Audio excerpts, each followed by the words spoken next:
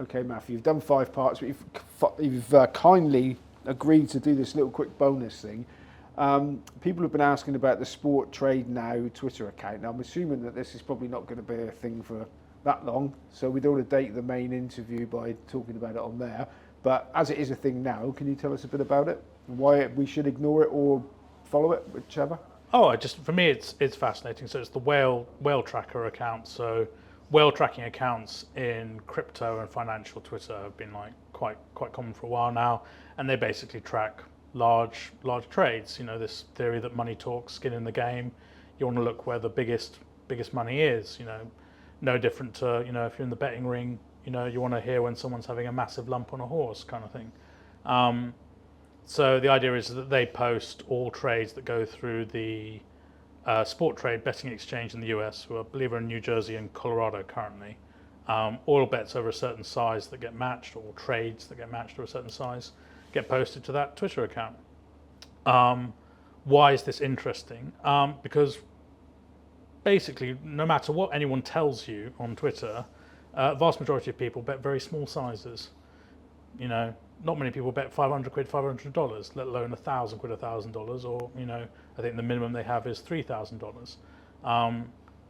It's not a prerequisite that you know what you're doing to bet bigger, but the probability that you know what you're doing, the bigger you bet, goes up massively. There's a strong correlation between bet size and the likelihood that that person's going to have a clue. That's just a fact. From like, and I can speak for that not just from, you know, bookmakers I've worked for, but B2B providers I've worked for. There's, you know, people who max bet generally have a higher likelihood of being smart. So you've got somewhere that's saying these are what the biggest bets are. So we have to ask ourselves what kind of people are going to bet through the betting exchanges of New Jersey and Colorado. Going to be arbors. Betfair's got a lot of arbors.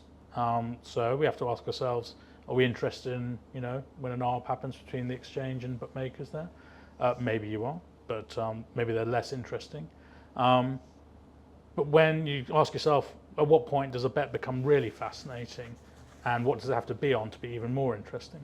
So they're posting bets that are in the 5 figures range. So, you know, when we're over $10,000, now that really is, you know, we can split $10,000 bets down to someone who just wants to have lots of fun, or someone who's really smart, one or the other.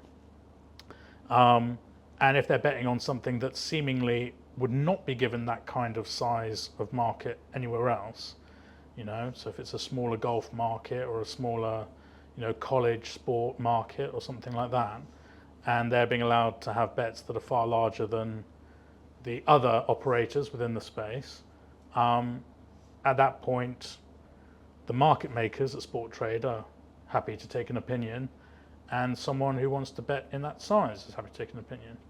And one thing that I've learned through bookmaking is that the person who gets to pick and choose gets the better rub of the green than the person who has to just take it. So I would say that any time I see a very big trade on something that is a bit, you know, lower liquidity globally than you'd expect, I want to know what's going on there. I want to know what the thought process is. They've done a little bit of tracking. They posted, like, there's not a huge amount of bets on it yet, maybe 1,000 or so, something like that. But they posted a bit of analysis on it, and they showed that they were small up on some sports. These whale tracker bets, if we treated the whale tracker as one customer, they were small up on some stuff. I think they were down on baseball, but up quite a lot on golf, for example. But it'd be interesting to see how it plays out. But, you know, at the end of the day, there was someone so one of the large crypto bookmakers actually had a reel of the biggest bets that went through the website on their site, and there was someone who actually scraped that bookmaker's website just to see what the biggest bet's going through. Again, the same principle that anyone who bets large size in crypto could be an idiot, could be an absolute genius. It's sort of interesting to see, and again, seeing what they're betting on, when they're betting on it, probably give you a good clue. You know, it'd be not, you know, now Betfair does so much of its turnover based on tiny matching exchanges, like tenors traded thousands of times over. So you wouldn't see the big lumps it used to, but God, you know, Betfair circa 2006, 7 or whatever, if someone told me whenever 10k got lumped on the exchange and matched, I'd be very interested to know what that was on at the time as well. So yeah, that's the basic principle.